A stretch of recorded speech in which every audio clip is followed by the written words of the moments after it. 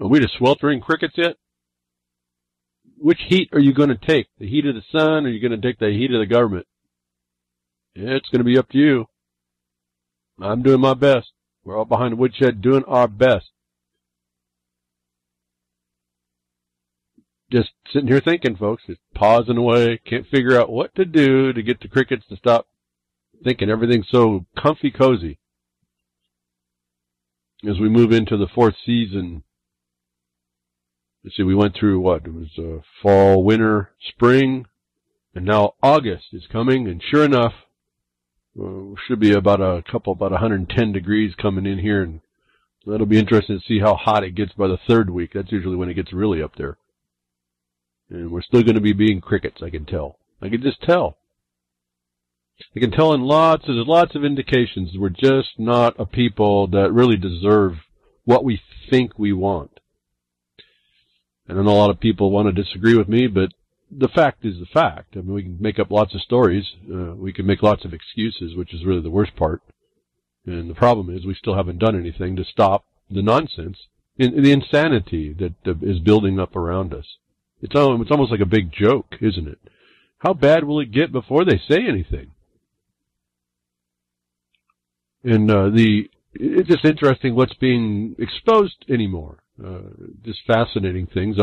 All we think we know. If we didn't get an idea what I've been telling you all about how much you think you know, you don't know. When you think you know something, don't go try to apply it. And I think that's the big scary part, because you know what I'm saying. You know I'm telling you the truth. When you think you know something and you go apply it and you found out you didn't know it, you're going to have to relearn it, aren't you? You're going to learn how little you did understand. You're going to understand how short the education process you were through fell. And I just reciting to you my own experience. You can learn and learn and learn. And when you walk into what you're dealing with, which is really just dealing with other people in a formal setting that's been a prison that's been set up around you, you start realizing how little control you actually have, how little understanding that you actually have. And if some of what you've been hearing, what I've been saying, is you have to understand how to get rid of that system while you're trying to work through it. You're not going into the system to get it to save you. It's a criminal system. You've got to go expose it and not be hurt, and expose it hopefully to the rest. And for those of you on Pastcast and Prodcast and Recast, over there at ucy.tv, this will be BTW RLM 225. Just put that code in and put in Real Liberty Media, maybe Behind the Woodshed, in that code, and you should be able to find the content that I'm going to be speaking to that you can read. You can see it all for yourself. Well, you see what you see. You won't see all I see. I won't see all you see, but I see pretty much what's going on, and what's going on with this is that they're telling us the reality that we thought isn't.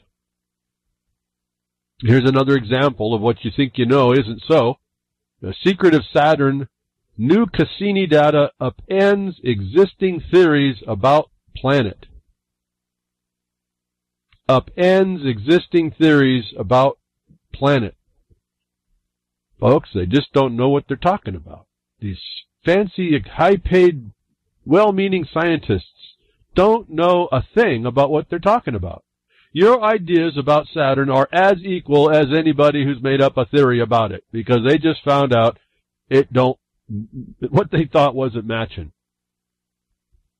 Just in short, without getting too deep into it, again, to me, there's just headlines just tell us the tale of what the non-reality is that we've been fed, and we keep going down that track like it's been real, and then we fight against it because we realize something's wrong, but we don't fight right. We just squirm, and we're like in Chinese finger cuffs. The more we squirm, the deeper we get into it, the more hard it is to pull to get rid of it. NASA's NASA, same thing, NASA's Cassini probe to Saturn has revealed that the magnetic field on the ringed planet has almost no tilt in quotes, to it, which contradicts previous scientific wisdom. What a bunch of promoters, folks. I just read this stuff, drives me nuts. Real things are starting to drive me nuts. Scientific wisdom about the nature of our Milky Way neighbor. Milky Way, folks, this is not even out of the solar system, and we're already attaching it to the Milky Way. These people. Oh, big grand galactic discussion here. They don't have a clue. Let me read you the next thing about it. More reasons to doubt climate models can predict climate. Another story. You can read it for yourself. I don't even want to get into a lot of this stuff, so those of you that are listening and don't want to hear it, you're not going to hear it. I'm just going to point out, if we're not going to get the clues that the so-called authorita, the experts say, the slow drips under pressure that tend to come forward to give us their theories and wisdom, you don't think all 99.9% of them need to be tossed to the curb or stuck in a box somewhere? You're not paying attention, and if you don't stick them in a box somewhere, they are going to rule. Remember best sciences? Remember best sciences is the standard. The best scientist is them not knowing a thing about what they're dealing with. Their wisdom is shown to be failed. Now we have a discussion of how there's more reason to doubt, like was any doubt, folks. But these climate models can predict the climate. And what have I been telling you? I said that this system, this miraculous system that we have called the Earth and its environment, its life, is so involved, so many parameters, that I don't think our current technology could, and our understanding, could actually grasp the algorithm enough to stick it in a computer, if it could be powerful enough to create the dynamic model of what this Earth does relative to its own environment, which includes the sun, relative, maybe let's get out to the Milky Way. And we get into there because of the cosmic rays, which we find so important in the formation of clouds. So another story, it says essentially what I've been telling you. The model that would be made. There's so many factors. It may not be able to be done. So that also says we have an ignorance and an incapacity in our science, our best science. This thing that the government wants to impose upon us is this do-gooder, technocratic, non-science, adjective science, conservative science, conservation science, all this nonsense, non-science, has been given a seat at the table to be the foundation from which all and everything gets done. And we're finding out when it goes out and we look at the reality, we don't even know what we're talking about. What was that scientific wisdom? Wow, that's such a short bar. If that was scientific wisdom, what they found wrong, that bar is so low, we might as well just disregard it. But the interesting thing about that Saturn story was that they found out that there is no actual wobble in the magnetic pole like there is in the Earth. And because they thought there should be, and what they thought they were looking at before did, they thought they could determine that planet was spinning.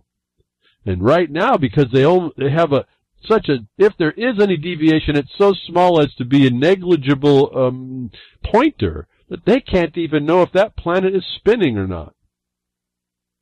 I think that's a fascinating idea. Maybe, we would think it has to. But okay, well, we can't prove it now. You see how simple it is that we can't, what you'd think would be a simple thing to do, we can't prove. We can't just look at that so-called gas ball that they want to tell us it's made out of. Even though they want to say the sun's a gas ball, and that's actually condensed matter, but that doesn't matter. See, that matter doesn't matter. But it's condensed matter if it's not a geometric interposition of energy. It's a condensed matter ball, the sun, and they're now saying that the planet is gas. Well, if you have a gas and it has dynamics in it, you can't tell its rotation. There's nothing to fix on. And that's what their problem is. When they found out it doesn't actually have a tilt in the magnetic pole, they can't tell if that thing's spinning. That's a fascinating observation. But worse for us is that's the best science. Their best science fell again. I told you before, science is prostrate before the truth anymore. You have as much knowledge about all this as probably anybody else that professes to have it. And to me, that's encouraging. Get out there, folks. There's a wondrous world to investigate and find the secrets to. You just have to have a different mind. You just have to have a way to look at it that's not constrained by all what experts say, what scientific wisdom confines you to, what consensus, the box consensus puts you in. That doesn't mean you become your own insanity and profess that to the world. What it does is it lifts the chains of thought on us. You want to be critical thinking? Start looking at how we're wrong about what we thought before and show, oh, well, wow, that wasn't critical thinking for all those that said that they were. My problems as I've gone through learning things was there would be anomalies. I tell you, look at all the anomalies. I tell you all kinds of stuff. A lot of times I tell you we don't know what they're doing. At least there's a place to go poke around to find out that if it's an anomaly, it needs to have a different basis and different analysis in order to qualify it to be the truth. Maybe it's not the truth. Maybe it needs another foundation. Was when I was going through in electronics, just the basic foundations of what they use in math for electronics and how the electrons work and how they flow, and resistors and the material sciences that's interfering. All these anomalous physical characteristics would come up in my mind, and I'd ask the instructor, well, what about this anomaly? What about the way they've assumed this formula working? How do you actually account for infinite in current flow? That doesn't really exist. Why are you talking to it? Why Kirchhoff's law? There's a mess in there. We find out physics finds a mess in there too. Well, what his answer to me and this one instructor was, well, where you're going with your information from here, you're not going to need to know that. Now that didn't answer my inquiry. It didn't satisfy my wanting to know about this anomaly I'd seen. It didn't satisfy how I wanted to re-look at the world with this new problem and try to solve for that. But you know, that guy was right. My instructor was absolutely right. The things I saw as anomalies in the world didn't matter where I was going, which was to go get work.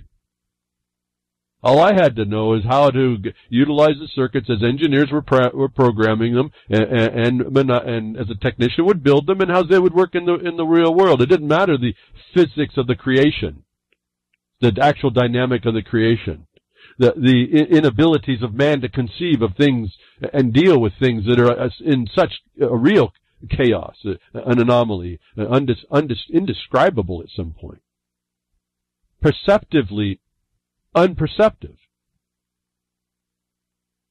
And so he was right. Absolutely 100% correct. I never needed all those anomalies in anything I did. Never have. But it certainly has caused me to think about, well, and again, folks, I told you about the experiments I did, multiple frequencies in framework systems, and that started to show me other things. It started to show me these anomalies actually having the wrong idea. It won't give you to the point, but you can look through them and see, oh, they do have those anomalies point somewhere. It's a different explanation. Those wouldn't help me in a job either, but they were there. And then we go to the point when the government and all these technocrats want to use that wisdom that isn't to affect your life. It was really the only thing I want to talk about with these stories. I think the world and the creation of all this is so wonderful, and I wish I knew better about it. I really wish I could just bury myself in all the understandings of the mysterious of how all this stuff works. I'm not given that opportunity. But when these people come out and say they're the experts, slow drip under pressure, and that they are the bottom line of what goes on, you need to rail up against it. You need to step up and protect yourself against this nonsense. Because if you don't, you're watching the world as it's developed underneath these wisdoms. These are just big crimes against us, as I keep telling you. These are people that are blowing a lot of smoke in your face, and you believe it, have believed it, and or allow them to make it believable, so you just turn away from the smoke they just blew in your face, and they use that to go create whole systems around you that build walls against you that you should have been protecting of. As we're told, the Republic, if you could keep it, it was required to be kept. This precious thing, even with its imperfections, was to be kept, and we didn't do it. And it's being taken in a different way and by different methods by these so-called scientific, well, they're not scientific methods. I can't even say methods. By these, not even pseudo. This is just fraud under the color of science. Because remember, science would only be a question anyway. This is actually, we're seeing science in the Saturn thing. Wow, we have a theory we disproved. There's science right there. But this same science says that it's the expert until we can disprove it. And it was not supposed to work that way. It was supposed to be disproved in the front before you relied on it, before you could rely on it. And so, 2 examples right off the bat, how this science, this wisdom in man, thinking he understands something, is really a folly in large part. Now, I'm not throwing everything out. I'm saying this is a big license for people generally to start getting back in, getting engaged again. Does it really matter how Saturn is structured or whether it spins? It's out there doing its thing. It's fascinating at one level, but with our problems local to us, is that really a problem for us anyway? Climate's a little more closer, but see that they can't model it, so that's a lie and a fraud. And there's many things that we are told to us, or we accept, or we tell ourselves that are just like this, that constrain our activities. We'll make up all kinds of stories so that we don't have to do the next thing. Or we'll do what we're led to do, the next easy thing. And we're led to do the next thing, as I can see this going through and coming upon us, and as the documentation will show us, we're going into this technocratic global centralized control system. And they need certain things from you, but they also aren't really doing it without your consent, and they're not doing it non-voluntarily. As a lot of people will argue with, they think that, oh, we got to have a voluntary society. You don't realize you're in one of those prisons. The problem is the presumption of your voluntariness has been used against you, and you haven't stopped to figure that out. It's really kind of an interesting problem. It really takes it's like a mind bend. I told you, once you start doing all this stuff, your mind, and I've had a couple other people tell me the same thing, so I know it's not just me being weird. Your brain literally feels like it starts to flip around. And I always found those to be at times when a major, not just what you think is a revelation, a major like rewiring of how you were perceiving happened. And you could just tell that it's like the thing you can't unsee that you didn't know was there that you're now looking right at. And then you got to go through all the thought. How do you reorient your thoughts around that new real perception of reality? And so it's pretty interesting problem how the deception comes. We got two more evidences. Again, your life is this big court. Your life is a big trial. Whether or not you perceive the good evidence versus the bad. Here's 2 evidences that says the evidence that's being put in by the other side is fraudulent. It can't be known, folks. It's not known. It's our best guess at best. Not best science, best guess. Maybe I declared it nice and short and sweet. Best science is best guess. And we need to make sure we always say that, if I can hope to remember that, because that's really powerful. Whether or not you actually perceive that, it just struck me. That's what's going on. Their best science is the best guess against us about how they're going to go about taking us down. And so we keep buying into this nonsense. We think we get into the fear mode. We get into the good idea side of it. We get into what they think for us, what they need, what they sell us that we need, and we don't realize we're actually walking down, first of all, bad theories in the future found wrong are not going to be good for us. Misinterpreted information, misconceived, misapprehended, misapplied, things we didn't know that start happening to us that weren't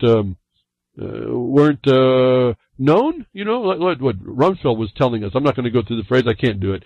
Something about the unknown knowns, the known unknown knowns. That stuff. All the stuff he kind of laughed at you about this Internet of Battlefield things we find out next week that they actually been planning on that you keep using.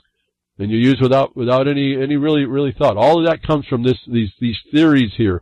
It's like a big game theory that's going on. They're feeding you a bunch of information and you feed into it yourself, you plug yourself in. Last week we talked about all these technocrats and these science wisdom people, these technical wisdom people are making and laying out a future for you that is not too cool when you really look at what it is.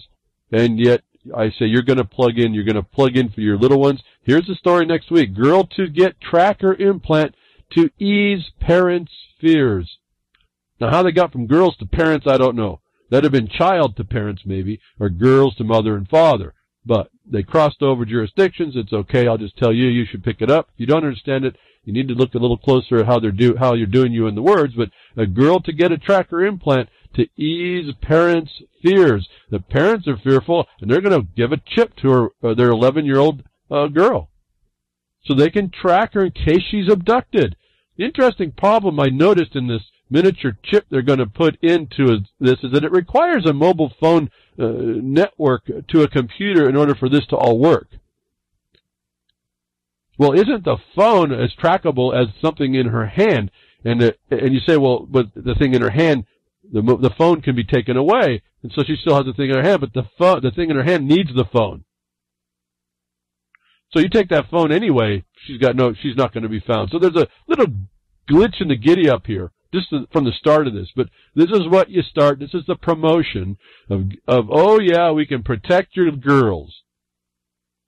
We're going to keep them from being abducted. And if they are abducted, we'll be able to find them. And so it's happening. This rollout is starting now about getting your little rice-sized RFID chip to protect you, folks. What did I suggest that starts to do before? That starts to get you into being biologically attaching yourself to digital technology. We've been talking about it with for weeks now. As I saw that they started to roll this out, there's story after story of it now. If you haven't been really looking, hopefully maybe you can see it now. This is now just an ongoing promotion about how this is going to work. And so we got the Wisconsin people going to get the right size chip to get junk food. This week we're going to be able to protect against abductions or track you down if you are abducted. It's all a lie, but that doesn't matter. There's going to be, again, more pieces in the system that fail. Why don't you just teach your little ones the right way and just keep them out of harm's way instead of going with the way everyone wants to be doing this? Have some better principle in you. But here's the next story, kind of rolling this over. We're going to get used to this, that this technocracy, this technological stuff can protect us and help us. And then we get this question. This is not I don't think this is a true question. Apocalyptic scenario of artificial intelligence destroying humans is exaggerated. Now it pops up, and Elon Musk is involved with this as well, with farce book Zuckerberg, where you plug in yourself into whatever these people want to do. The danger, now have an artificial question on artificial intelligence and whether or not the AI in the future can destroy humans.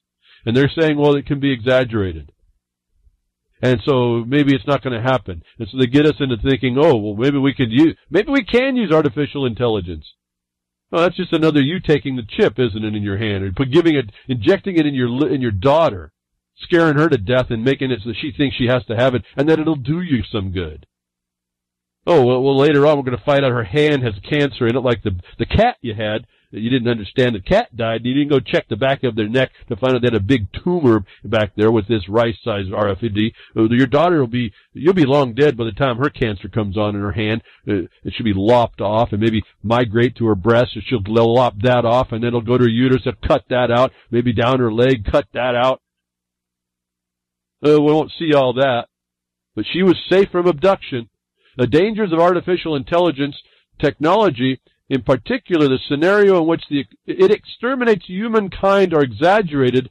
Meanwhile, AI has already proved its ability to improve human life and will continue to do so. Experts in the field told Spike. We just found out the experts in science, their wisdom was worth zilch, folks.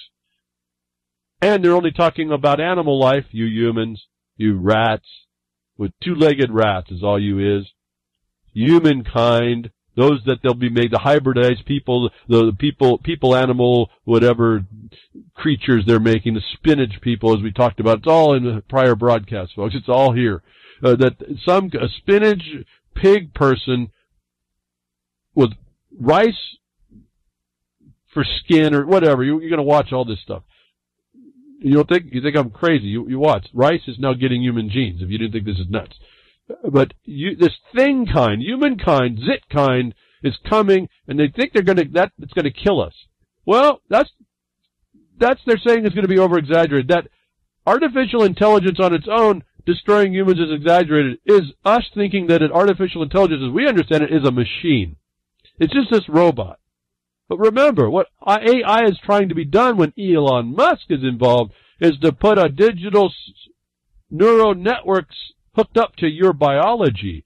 You will be the AI humankind animal in the future. As I've been telling you, you will be the citizen soldier in the internet of battlefield things. We heard that last week. You are going to be this AI. And if not you, someone like you who will be a cop. And so I don't think AI is going to destroy America. I think what you're going to have is this bio-digital hybrid that develops in that will kill everything that it needs to based on these experts say policies for you. And I'm looking at a reality here, I think. We're like I said, in Elon Musk, we're dealing with someone who doesn't mess around in concepts. He is into getting things done in the world. Part of me really likes what he does. What he's getting into and his views are completely contrary to my sentiments and my spirit and my research. So I've got this, again, a duality about this guy, but he's not messing around. He's not talking fancy fiction. He's bringing technology to bear in your life. And he's talking about bringing a digital neural bio network to a body near you. It may be and develop, and as we start having parents fearful, you think it's going to be a next big hardship to go from the grain of rice to something that doesn't need the phone now? We're just going to stick that in your body. We've talked about all the technology for weeks and weeks now. It's all there to be done to your little ones. The apocalyptic scenario of artificial intelligence destroying humans exaggerated is a story coming up to start getting that discussion so you agree with AI is here. And you'll agree then that it can be managed in order to function to help humankind. You animals, you. No principle one in y'all, but you're going to agree to these people because they're the experts and they're science. They're the best science we have. I want you to always and forever keep that copy about them finding out any other story you find like this, that they just found out they know squat about Saturn. And I think that's actually a psychic attack here in a way, because Saturn seems to be the rudiments of a religion that a lot of these people have also, which I think is, I'm not going to delve into. There's some people that do the analysis better than I do, but that was an interesting side note to me. They don't know they don't have a clue about the thing that they worship, these people. Whether they know it or not is the other point. So, do we buy into this idea that AI is with us forever and that it can destroy us, and oh no, we can manage this? We have a scientific wisdom, technological wisdom will protect us, folks. And then we send a little spacecraft, technological spacecraft out, so, oh, we don't know what we're talking about. We haven't a clue what's going on. How's that, folks?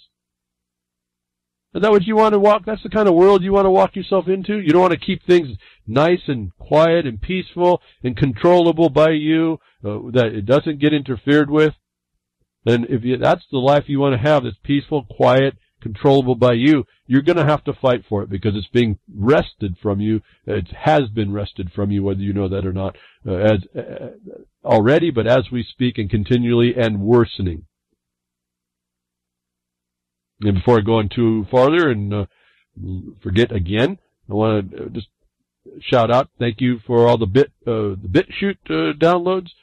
Folks, that's an interesting new diversion for us outside of centralized internet as the system, the internet that was supposed to be diverse and decentralized is becoming centralized by you, all your actions going to certain places, that those places become the hubs of control and will be more controlled in the future. Little new startup ideas like BitChute is to be torrent powered P2P. I don't understand how it works, but thank you, those of you that went to the BitChute account from behind the woodshed and downloaded. I appreciate that. And the new minds.com I've loaded up. and interesting people I've met there. Thank you for downloading. We've got hundreds of people going from now and downloading the broadcast. So minds.com it's like an alternatives network, but it has I assume it looks like it has some of the trappings that can be developed like Facebook has. So I'm not into these things more than just to give another place that you can find and trade the trade whatever the broadcast. I mean, trade sharing is what I meant. Sharing the broadcast. So very very glad to see lots more people there. Hundreds now in all these places. I think it adds up to hundreds of you watching, and I hope you are. I see the views. I hope that means you're actually spending some time to listen. And don't hesitate to share it around. Tell people to come and listen, and then in the comments, explain what you perceive. Give me something to work from. It's cool to get the thumbs up. I do appreciate that. I don't think I've got a thumbs down yet, and that would be okay. I don't really it doesn't matter what up or down. It means that you're at least there. But more importantly is communication. If you kind of give a comment and do it on point, I might be able to. Don't get lost and carry us off in deep ends. Just look at a subject matter, comment to it, give me your perspective. Maybe you have some more information. Dump it into those comments. Let's get some interaction going. Retweet it or retell it or whatever the heck it is. On Minds.com has this other special thing. It just resubmit it or something. I don't know what they are. I'm really not that adept at all that, but do appreciate the help over there. People resending over there or anywhere.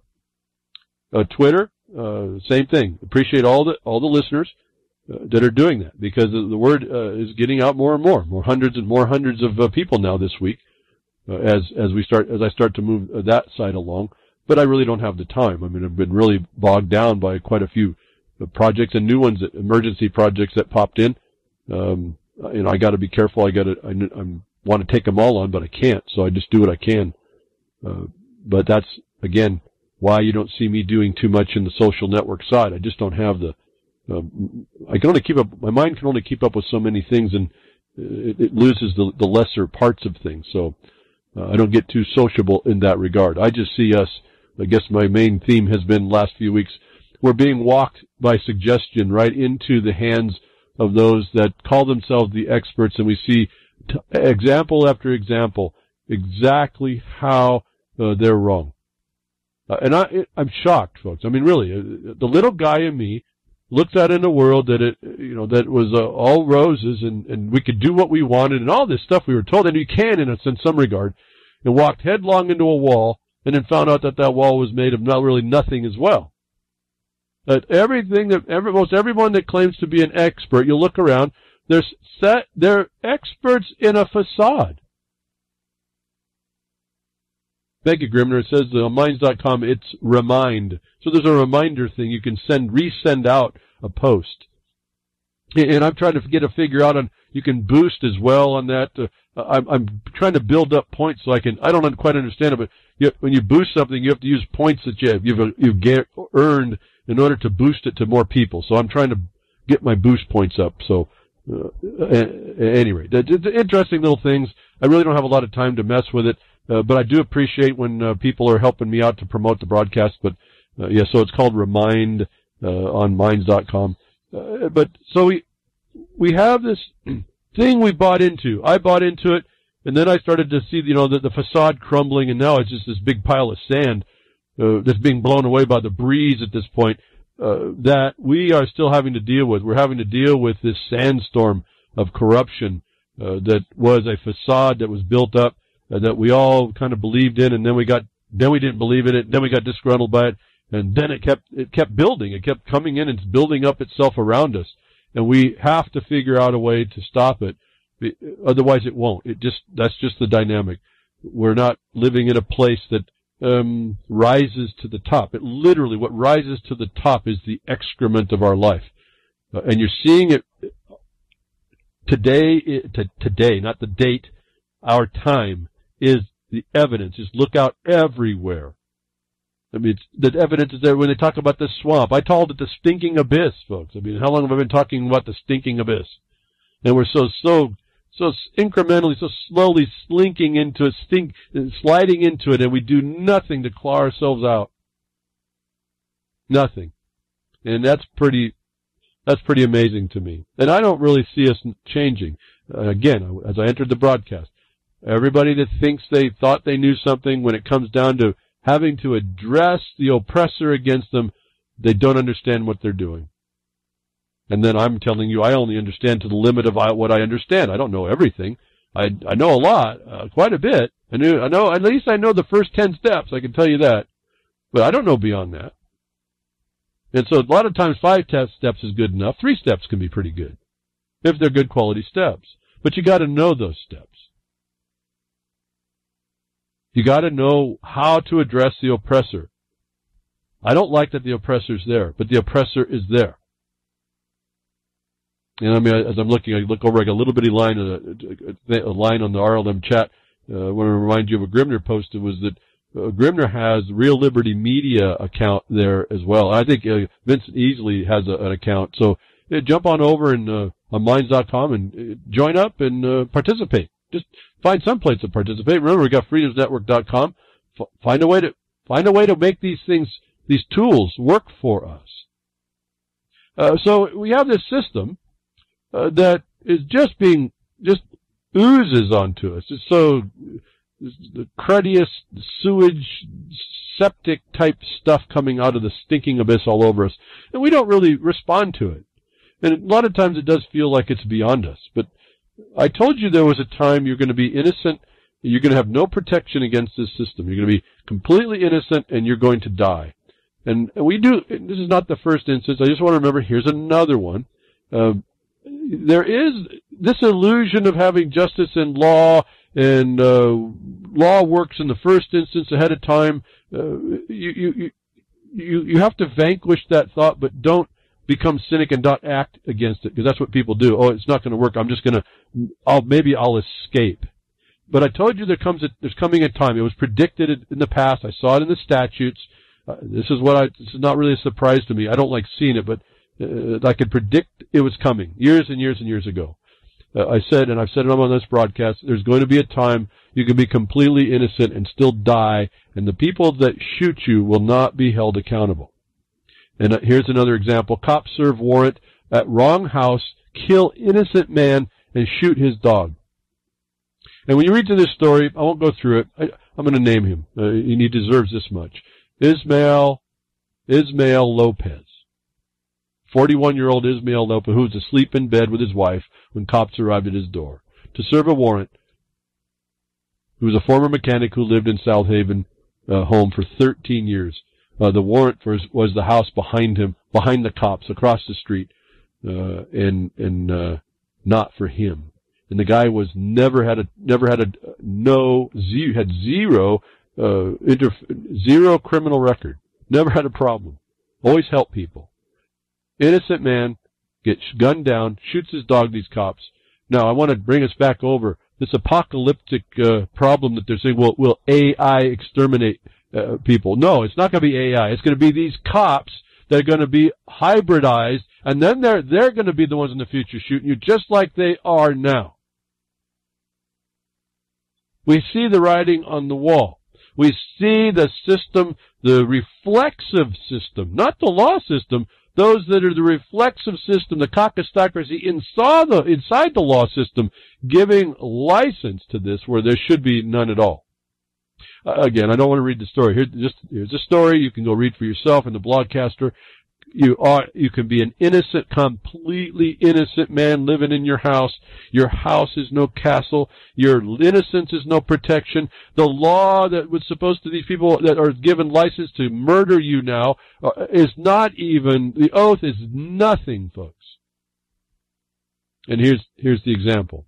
Remember, you don't think of it this way, but those ones that did the murder are considered the expert here. They're the scientists, the social scientists who are in control to take care of you, and community care is what I told you was in the law years ago to defeat all your rights already. And I didn't hear a peep from anybody, you little chicks. No, just hear the crickets too. Nice little barnyard we got going, but it's not helping us one little bit.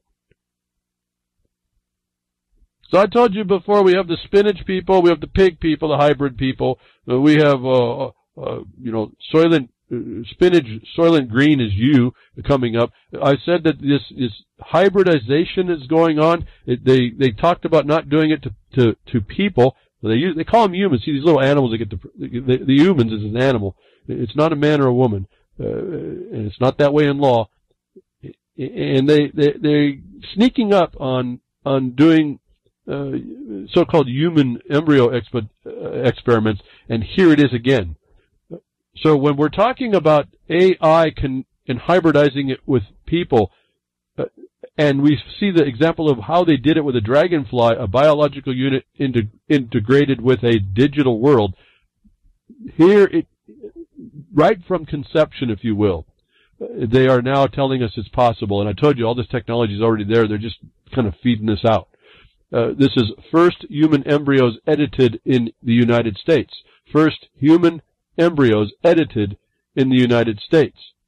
Researchers have demonstrated they can efficiently improve the DNA of human embryos. Now that's the claim. Efficiently improve is a claim. That's the science. This is the science wisdom speaking again. So don't ever lose this side of this point. First human embryos edited in the U.S. is happening. Now, they'll tell you that they're not going to go on, but you know that's not the case. It's not even about, we're so beyond now, it's not even about that point. They just keep telling everybody to believe it. And I think Grimner was putting in the chat, it was artificial intelligence is AI, but cops are NI, no intelligence. Well, remember, you can be too smart to be a cop, you can be too psychologically stable to be a cop, and they're going to connect that to an artificial interface, a digital realm. That lack of intelligence and stability will be tied into some overwhelming conditions, so it's not going to get better. See that Grimner's right in the no intelligence. They don't work on intelligence. They work on what they're told they can get away with, and what they see the other gang members, the gangbangers, get away with, and they're given that line that in the policies I told you so years ago. You got to go start working those out with your local government. You have to step up and take responsibility to protect your family. So all I can say. So cops are warned on innocent man. You can now be completely, absolutely. I guess the evidence here was this guy I don't even think had a traffic ticket, and he got killed. Now we see that they're now modifying human DNA to improve it, efficiently improve it. Who makes that decision on what an improvement is, folks? The same ones that decided that these cops that killed this guy was okay? Who makes this decision? And then they talk about this gene editing technique called CRISPR. Oh, it sounds so fresh. Remember, there's thousands of mutated genes that happen in this technology. This is so efficient, they say. And it's so much of an improvement. But when you read the story, it's not. Embryos in the United States has been the first known attempt at creating a genetically modified human embryos in the United States has been carried out by a team of researchers in Portland, Oregon. MIT Technology Review has learned. Portland, Oregon is the hub of globalism. It is one of the hubs of what we sued to enjoin in 2013, the university system there that exudes all these policies of sustainable development. Now, I'm not going to go through all the story. You can do that if you want. They're doing it. All right? They're doing it. This is happening. They're promoting that it's scientific wisdom here is perfect, efficient, improved genetic technology, changing DNA in embryos. It can't be further from the truth, folks. Can't be further from the truth. And we're hearing all the stories about how when you come after the fact, you finally hear about this and go do the testing. Now it's all normal now. It's modernized. It's normal. The new normal. It's all happening. We come years later to find out that all they were doing was lying to us. You think, they were talking about spinach people, or that because the structure of a spinach is good to support organ building. Then we had the artificial womb came out. And we see now DNA editing from human embryos. And I mentioned earlier that we were going to have, this pig, spinach, human rice hybrid. Well, they're going to start with the rice, folks. The human genes engineered into GMO rice are being grown in Kansas, Toto. Grammy Mary. In fact, Flash, if you watch very carefully in case Grammy Mary's hair turns to rice strings or something like that. You got to be careful now. We don't know where this genetic material is going to be dumped into the atmosphere that changes the rice, and it goes in and gets into our DNA and changes us. We'll be a bunch of rice people. If you aren't already purchasing organic or GMO-free rice, you should be. Let me highlight last week, Gary L. on The Road Less Traveled, I think mentioned this distinction. They buy GMO-free. Organic's kind of troubling, but GMO-free. Because you can't trust your words anymore. And they're making it harder and harder to find out what that is, that you have it. I think one of the the barcode, I can't remember the mnemonic, the barcode actually has a number in it that will designate what it is if you don't see it on any other label, as well, if it's fruit, I think it's fresh vegetables. And I can't remember, I think it's like 8 or 9 is the last number, tells you that it's not supposed to be messed with. But you can check that out on the internet. We got search engines. Rice that has been engineered with an actual human genes is on its way to supermarket near you. In Junction City, Kansas, this human gene tainted rice is being grown on 3,200 acres by the biotechnology company Ventria Bioscience. Okay, I'm not going to go through it more. The point is that they are now you're seeing the mix. You're now seeing that there's no restriction at all in the notice to us, that there's no restriction inside the technocrats. There's no barrier and apprehension about mixing genetic material. Notwithstanding the fact that we also know that these mutations happen and it's not so efficient and not so perfect. When you look at the totality of what's going on, they're only saying when they say it's efficient and improved, they're deeming the improvement what they thought was the improvement, and that they can do it a lot more efficiently than what they were doing it before. That statement is not on the totality of the function, the response of that organism, nor with how it's going to react in the future into the environment that they're putting it in. And we've heard over and over the caution that even they're doing cows and sheep that are genetically modified. They want to make sure that the herds do not mix. The wraps are coming off here, folks. I don't know what else more to say. We're watching the whole of the animal plant kingdom being fused together in ideas that private people have and companies have in order to what they think in their wisdom is the best thing. These do-gooders, the best thing for y'all.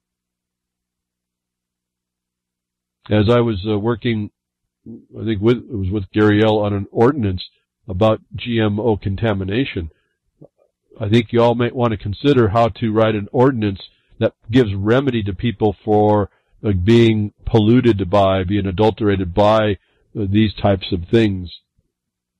And I think maybe we're going to see a balancing there. I don't know. It's my attempt to offer an answer to a problem of cross-contamination by property and the open pollination problem. Well, now this is even more serious. This is now going to change your DNA from the inside, folks. We've heard the epigenetic immediate response our body has to the things we take in, to the things the gut bacteria responds to. To me, this is really this is a no-joke problem. No joke at all. This one doesn't even excite me. This doesn't even think, oh, wow, look how wondrous our... No, this is us meddling and tampering in places we ought not ever have gone. And yet they are, and I'm hearing the crickets, and the crickets apparently don't care about the rice they're going to be eating. And so when we Okay, so our food is being changed, and now they're actually putting. Remember Mad Cow, folks, when they said, "Oh, the cow eats the cow, we eat the cow, and we get that spongiform nonsense in our brain." That was when the cow ate the cow. What do you think starts happening with the mutated offshoots of these genes from people in rice, and you start eating the rice? Is it that? Have they tested that? Is it that much a difference? I don't even know. I'll just put it that way. I don't know, but boy, I don't think I like it. I don't think I like the meddling. I don't think I like where this goes before we know what we call as wisdom and let that wisdom go for hundreds of years before we find out whether we actually knew something. What do you mean Saturn doesn't have a wobble? So last week I was leaving right at the end of the broadcast. And I hit this story, and I want to touch it a little bit more because it brings on this globalist problem about our food. Now, you understand they're making this food up. They're adding human genetics. Who knows what that's just human genetics. Okay, so they put the human genetic into the rice, and I told you before they're doing human embryos. They're going to put rice genetics in the human. A bunch of rice people. Spinach people. A whole bunch of people. All kinds of pig people. Have a big garden dinner. We'll just all get together in barbecues and just devour. Maybe that the aliens will have us all growing as spinach people and pork people and rice people, and one day we'll all be at a barbecue and wonder why the aliens show up and threw us on the fire and had lunch. But they're mixing these genes up in our food. We know the GMO problem. It's getting harder and harder to find GMO-free stuff. This is another problem you have to start developing to avoid. You're going to have to do your own. And so I went away from something last week called food sovereignty. I wanted to point out a couple more things. I didn't have enough time over there. I mentioned it was part of this globalist agenda. It's part of the sustainable development because, as I broke away, I said this law, when you look at what your rights are into your land, even though the news you've heard lately that says that you don't have a right, those people don't know how to argue the point. And it's not an argument, I guess, is the point. They too argue it. They don't present the estoppel against the government to interfere with your food on a couple of levels. But this says the story I broke away last week with was the first of its kind food sovereignty law just legalized local food trade without government. Big capital without government. Well, food sovereignty is kind of a thing of the past when you have people making your food, first of all. And you just hear now, we can see that in all this genetic thing going on. You have no food sovereignty. They put it in quotes anyway. It's also not food security. But these two concepts come out of a globalist agenda, and they make the decision on what it is. Raw milk, free-range eggs, organic vegetables, no problem. States' food sovereignty law just legalized their food trade once again. When I saw that, I just legalized their food trade once again. Folks, did any of you listen to me pay attention to property law? Did that sound funny to you? The law just legalized their food trade once again? Legalized their food trade. Folks, those of you who listen to me about property, didn't that a right to make the food on your land come appurtenant the right of the grant? How do you legalize a right? How do you legalize something granted to you that the government grantor has no right and is stopped against interfering with? Unless you're a bunch of ignorant people who believe that some do-gooder can come in and legalize something, like legalizing pot. Folks, now your food's legalized? Are you kidding me? You all believed in that? And your food sovereignty is coming through food you grow. Pretty soon you find out, oh, you got food sovereignty, but we're going to be dictating what seeds you get. Why? Because you're not going to have a remedy against that cross-pollination. You're going to grow all the food you want, but it's going to be cross-pollinated with all this rice people food, spinach people food. Because why? Because it's legalized, and you have to come under regulation. What's the answer here, folks? It's not in legalization. It's what I suggested to you was the same thing for the pot. I never understood how marijuana as a plant could be regulated. And I told you the thing you look for is the fact that it's not actually regulated. What's regulated is its movement in commerce. That's violation of law. So this is now, they say, let me go back to the top. Law just legalized their food trade once again. Guess what, folks? Everybody understood the law of property and not were property themselves. As I keep warning y'all, you'd know you had a right appurtenant to make the food, and even in some state constitutions, it responds and reflects and acknowledges a right from farm to market from production. It's a constitutionally recognized right and beneficial use to the state and the people. You have a right to go from the land to the market in the first instance. Once you do that, if it's not to a final user, that then goes into commerce and is regulable. And I'm going to leave it that. I'm not going to argue the next, but because I see another problem, but there's another discussion about how that's not actually true either, at least until it gets into a final produced article and then goes into commerce. What they're claiming now is as soon as production gets into a transportation system, it is in commerce.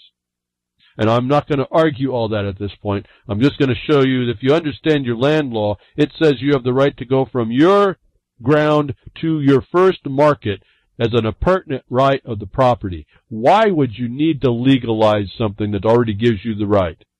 How are they able to actually legalize a right and turn it into a privilege? Maine has just took a bold step toward freedom. Remember, I told you freedom is the range of movement you have within a construct, within a frame that they build for you. It's not being free. Maine has taken a bold step toward freedom. There's a big promotion here, folks, becoming the first state in the United States to enact a, quote, food sovereignty law, giving communities power to regulate their food economy. Oh, isn't that special? Oh, just hand it to a bunch of other stupid, ignorant bureaucrats over your food. See, legalization is regulation. It's nothing more. And these do-gooders get themselves in these seats of decision because you don't kick them out and throw this stuff down and don't empower the property owner to do their own and find out that this law is actually not needed. No, you don't do that. You sit back and watch these do-gooders put these laws in. Like I told you, watch out your medical marijuana, your marijuana law, your marijuana legislation. It all has these back doors of servitude. Sure enough, you watch what's going on. Everybody loves to pay that tax, don't they? Oh yeah, and the government loves to get that tax, doesn't it? Why it did it. The bottom line on all of this you'll notice as well.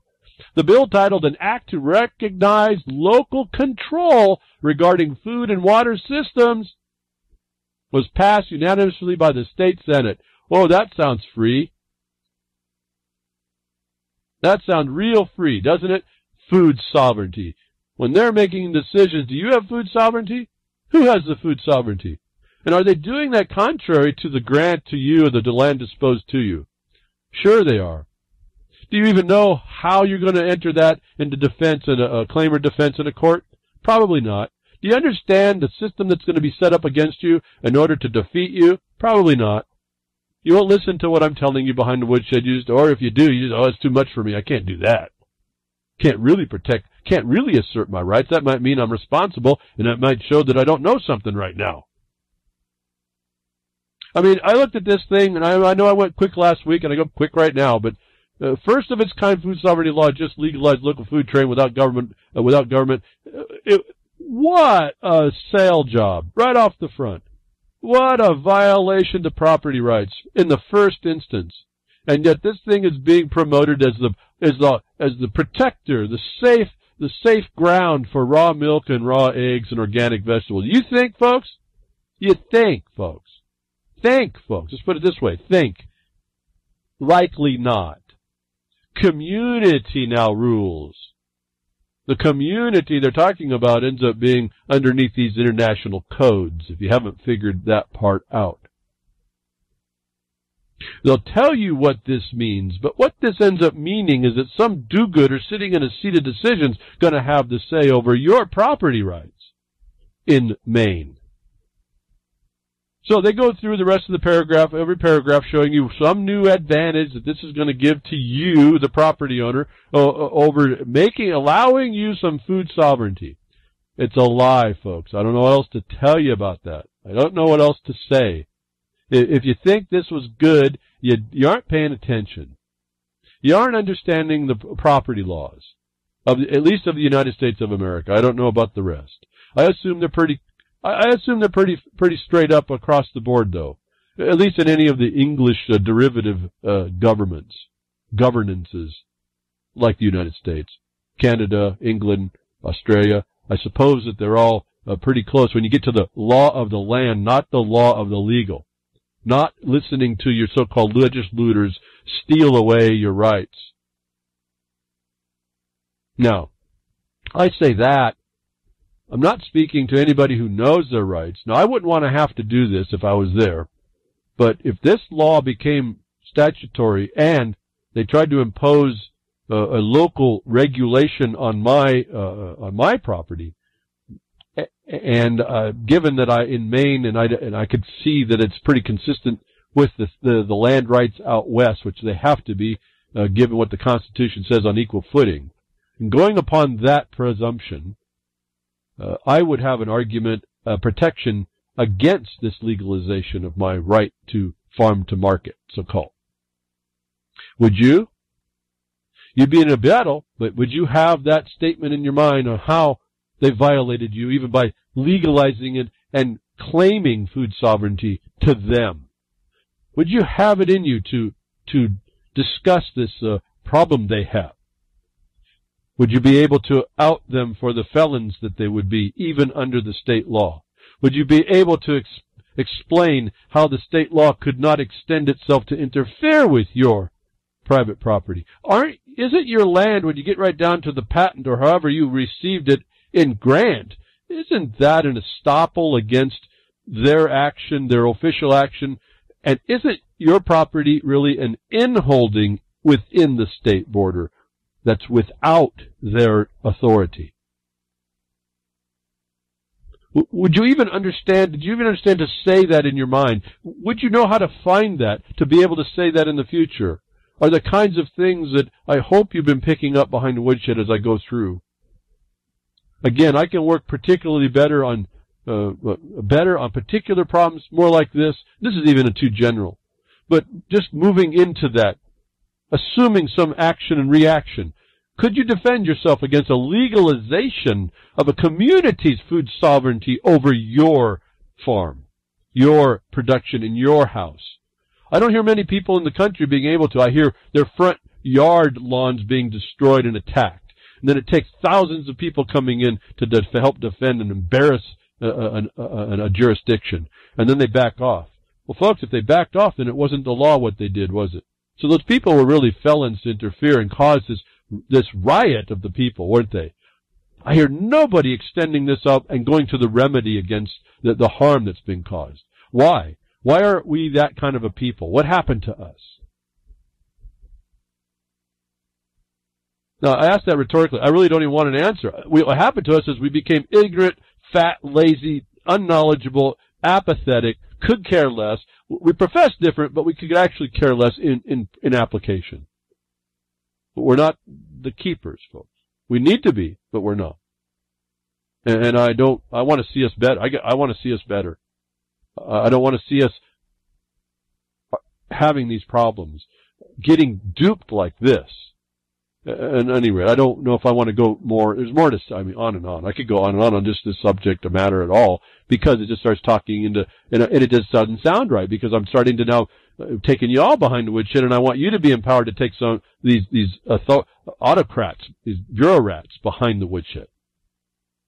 And I see over and over people doing lots of research, and just when it comes time that they have to defend themselves, they don't have a first clue on what it is. And everyone who gets into this constitutional stuff gets really reluctant to use the very statutes that would empower them, because, that's not constitutional. Folks, you live in an occupying territory. You better come to terms with that.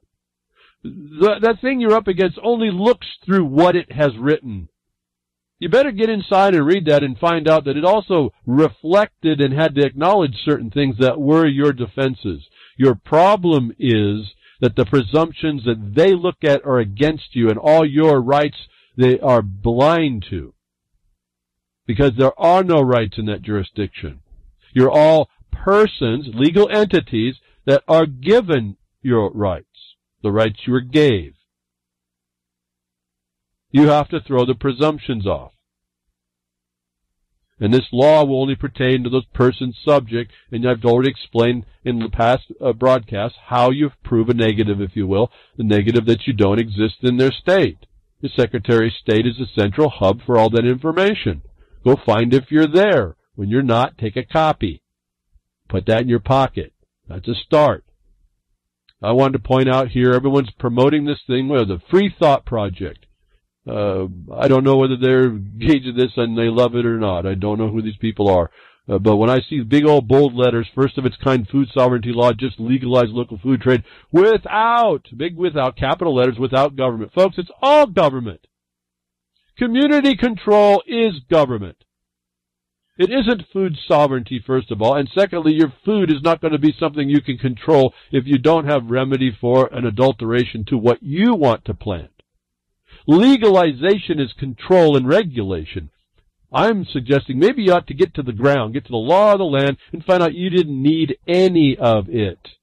And this is these food sovereignty, food security, these community controls and regulations are sustainable development in other names and international interference and invasion in your locale.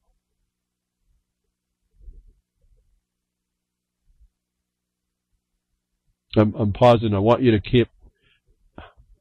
catch up, folks. I know that maybe sounds judgmental, but I don't see anybody responding like this ever. I see it's just watching it. Oh yeah, okay, great, food sovereignty. Rah, rah. We got another website. Rah, rah. And it's the wrong thing. It's promoting the wrong thing. It's promoting the wrong ideas. It's then saying, oh, someone else has done it for us as well. This is the other thing that drives me nuts. Oh, someone else just did it. We don't have to. And it's the wrong thing that was done. And who are they doing? They're doing you. You're doing and being duped. And it just drives me nuts for you all. It drives me nuts because I got to see it. And there's no law about it here. No law here that they're using, and it's not a fanfare thing to be promoting, and yet, I guess alternative news and free thought, but does promote this stuff. Yeah, folks, it's not free thought. It ends up being someone else's thought imposed upon you. I don't know how many times I'm going to say that. Maybe that, I just don't know, folks. I just get lost. Why more people aren't tuning in, passing the broadcast off, taking down notes, getting together with the information, and if I'm saying something wrong, getting back into those websites we have comments and telling me what's what, giving me the statutes, giving me the put them in quotes, copy and paste. But that's all this is all really about. No, I don't need to hear your opinion. Show me your copy and paste source. Tell me where I got it wrong, I fix it, and then we keep going. And I don't see hardly, in fact, nobody actually does this. Nobody. Thousands and thousands and thousands of hours, folks, and no real interaction with anything I say. Thank you for the thumbs up. Thank you for the redistribution. But there's no interaction. And I look around and I get people talking to me and asking questions, and I have to go through a fairly extensive reorienting of what we're up against. We just don't have it in us yet. And we don't have the energy, I guess, or the desire to really take that responsibility and stop the nonsense against us.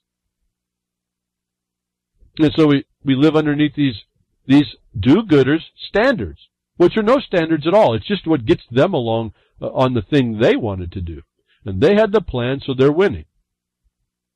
And the problem is the plan. And you can watch it. Food sovereignty is a problem, folks.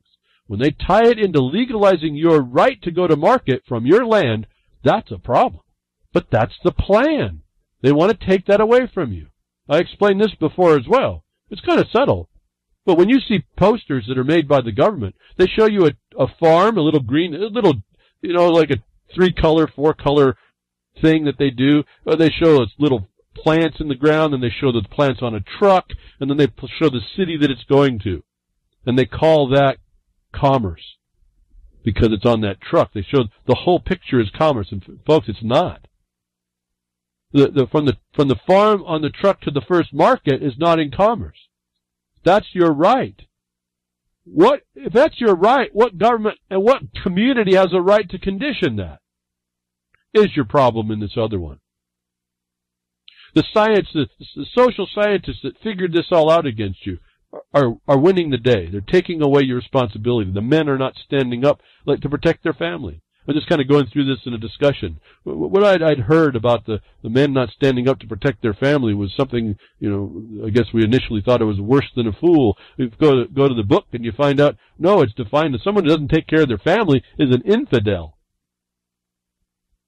Now, that's just common sense to me. You don't take care of you take care of your own. What kind of fool are you anyway? What kind of a rejecter of your own are you, that you have any authority? That we are allowing these people to do that to us as in our families. Shows we're just infidels to our own, even our own ideas and acceptances, our own principles. Let alone a higher spiritual principle. Well, we let these experts say, we let these scientific wisdom right in front of our face fall prostrate before the truth of the fact of the reality. That means they've been lying and misappropriation money and all this other stuff they've been doing just to make themselves important and make them feel good. Now, there's nothing wrong with discovery, but they don't put it on discovering what you didn't know that you lived in. A fish figuring out it lives in water. That'd be pretty wild trip, wouldn't it? I don't have a problem with discovery, but that's not what they're doing. They're doing it on the concept that they know.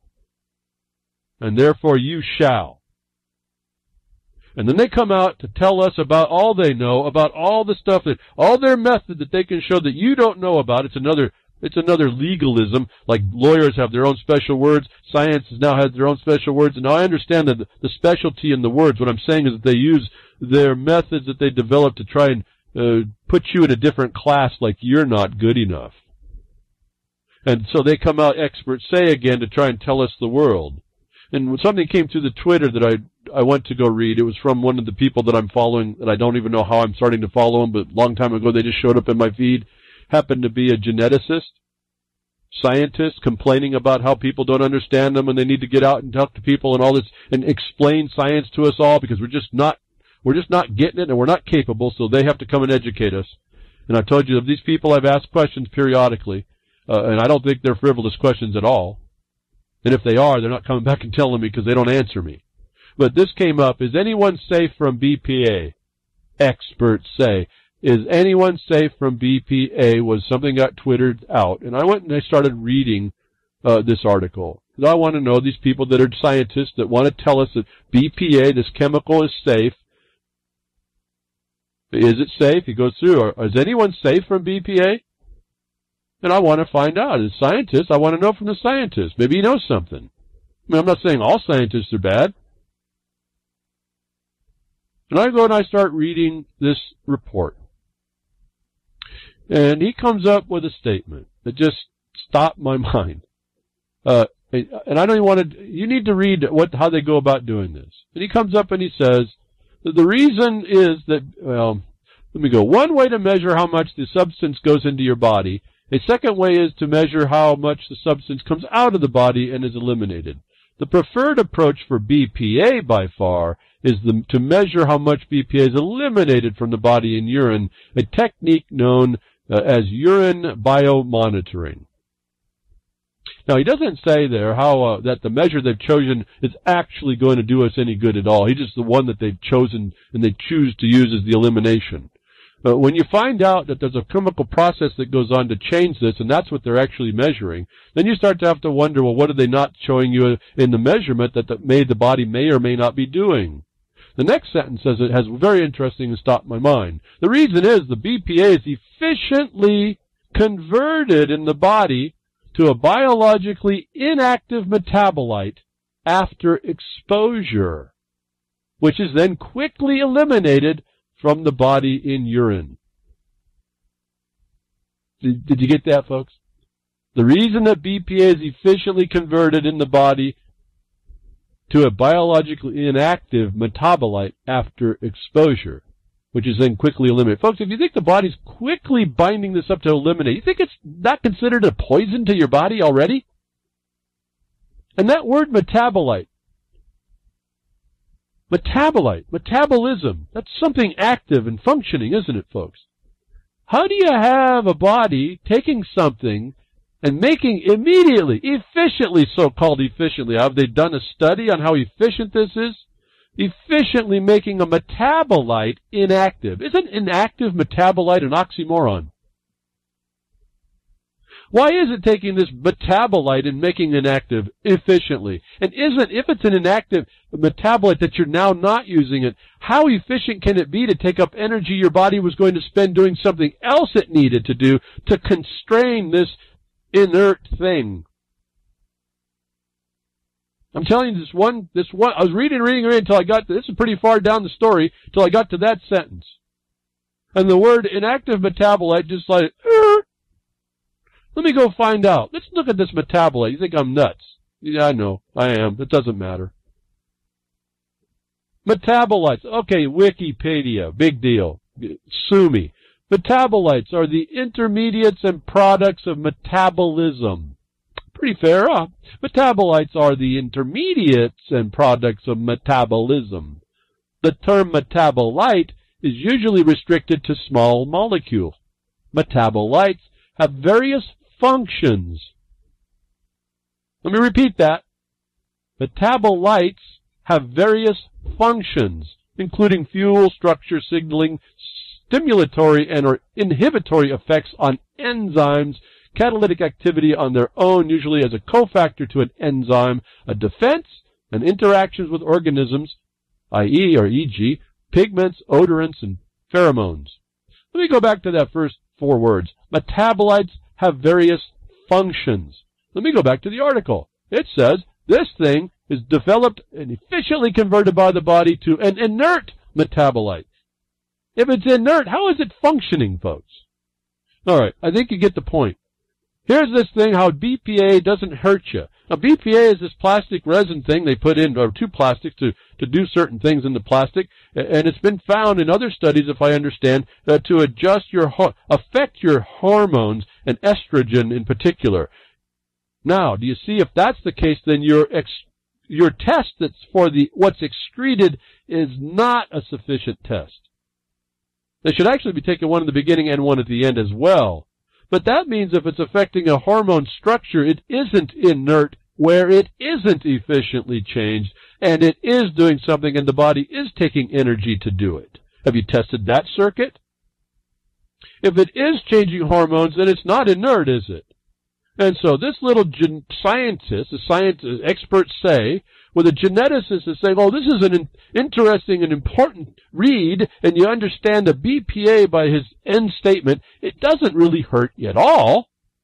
By that one sentence, my mind destroys his whole point until you can resolve how something is a metabolite and inert, and how it's not supposed to function, and why'd you take it in anyway? And then all of it just I've said about how it doesn't make sense. So he goes through all this scientific analysis about how it's not going to hurt you, this BPA, but biphenyl, whatever the hell it is. Oh, biphenyl A, that's what it is. And yet, you look at this sentence, that one sentence is all I needed to see. I got now questions, folks. So I asked him, right? And the geneticist, I asked him, quote, there's a post on Twitter, and you'll get the link if you want to see it yourself. We're all safe from BPA is negated by, quote, this is right out of his paperwork, difficult to understand or interpret with respect to safety and converted inactive, isn't it? He actually says it's difficult to understand and interpret with respect to safety, this test. See, there's no safety parameter in just testing the amount in your urine. There's no safety here that they've checked. How can, by that sentence, that statement admission alone, how can he make a determination is BPA safe for anyone? And I'm saying because it isn't and hasn't been tested for safety, and it is converted by the body immediately sees it as a poison and captures it, makes it inert, and then tries to excrete it, is your definition of a poison. Is, experts say, getting you to believe that BPA ain't going to hurt you. Oh, it's inert. Oh, it gets excreted by the body. Why would your body take it in something that's foreign and then excrete it really quickly and not use it? Unless it maybe thinks it's a poison right up front. It's made that decision, folks. You didn't. They made the decision to put the stuff in and try to promote it that it's not going to harm you, and then they try to show you the paperwork that within the question, they tell you that there's no safety parameter on this test, and it's inert. But it's a metabolite, which can't exist. These are the bureaucrats. Experts say the science wisdom that we are up against today. These are your legislators. These are your peoples in the seats of decision. If you haven't educated them that the law that the seat of decision has been imposing in the past has been a crime. If you haven't been working to get people into offices that are going to be in the seat of decision that understand that and understand how to protect themselves and be protected from this nonsense that's in the world, from this insanity. Let me remind you again, the deciders won't be you. The deciders are outside of you. The deciders are these people that get themselves in and do do-gooder things. They make policies that show you you're not in control, and yours is not in your control, and that you don't have a control. The community controls. Oh, it reminds you about that community law for food sovereignty. The community controls. A few bureaucrats are now empowered. Let me remind you of the baby that was in England that had a defect, was fine for a while, then got sick, got so sick in England that they didn't know what to do. There was a special treatment they could do in the United States. The bureaucrat that had control of that baby when they brought the baby to the hospital took control of the baby's care under the law. And they would not let that baby free to go to try some experimental help on when they decided that there was nothing to do. He was terminal. They would not let him go to the United States. Some bureaucrat denied that ability, even though people had paid for the baby to go to the United States, under the thought that the baby was going to be abused by the transfer in prolonging his life the way he was supposedly living. But Charlie Gard's parents say their beautiful boy has died. Critically ill baby who became known after the world dies after being moved to hospice following a long legal battle. Won't go through all that. What I was interested in, I went way on down reading this little story, not that I got into it. I'm looking for things, folks. I'm wondering, how do these governments get this power? Why do they have the power? What are they doing with it? What are they actually doing with it? And more importantly, what are they covering with it? And I come down to this little passage. As the judge has now ruled, we will arrange for Charlie to be transferred to a specialist children's hospice whose remarkable and compassionate staff will support his family at this impossible time. Well, that's the death warrant for the baby, isn't it? Here's the next paragraph that got me to start thinking a little different. Charlie had a form of mitochondrial disease, a condition that causes progressive muscle weakness and brain damage. Although his parents claimed the hospital was wrong in saying he had already suffered severe irreversible brain damage, Yates and Gard also disputed with Gosh that their son was in pain. Let me go back to this mitochondrial disease. Are you aware that vaccines cause this? It's known to do this. Are you aware of that? And if you do a study, you're going to find out that mitochondrial disease is in fact something, and there's also a split. If you didn't have it before, your chances of having it after in certain DNA structures are higher after you get the vaccine than before. It may not be what causes it. It's what it causes it on its own, but it triggers it in you, and they know that. Now, I thought, wouldn't that be interesting? They aren't saying, and I looked, I can't find, maybe one of y'all can find it. What was Charlie's vaccine schedule? Did he have one? And if so, what was it? What was it is important. And they're not saying.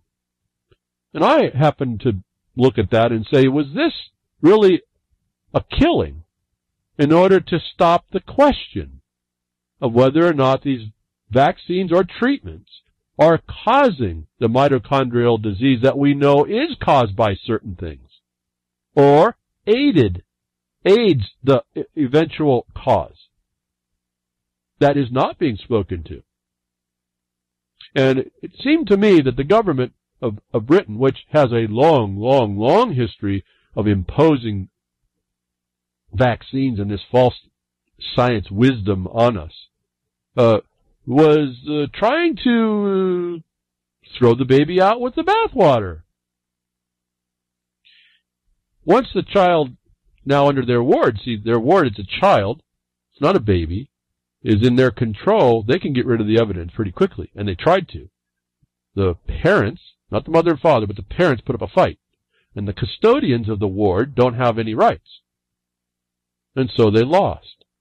And they lost to the point of the death, and everything gets washed out, and we all now see the promotion of the beautiful baby.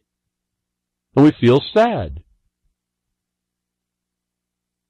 And aren't the government rotten? Well, what the government's rotten is they're covering up that they're doing this to thousands and tens of thousands of babies. And you never hear it until someone steps up to defend themselves. So Charlie Gard, the baby, did die. The government decided the death community, the death cult decided to let him to die, would not take him over to allow a different, a therapy or a cure. A therapy was experimental happened, which I think the therapy points to the fact that it was something caused by an agent, a chemical agent. And they couldn't let that come out. If it come out, the experiment worked, they'd be analyzing why. And that would point us back to what the cause was. And they can't have that, is my thought. I didn't know anything about the story, but that paragraph caught me. I did a quick research because I'd heard it before. It seems to make a lot more sense. This was a contract kill to cover up governmental criminality and collaboration and conspiracy and, conspiracy, collusion with their bottom line as well. These governments, these big companies, with the bottom line, that this is a big cover-up, it seems to me, based on what I'm now reading. And I can't say for sure because they're not giving us the information we need to make that connection.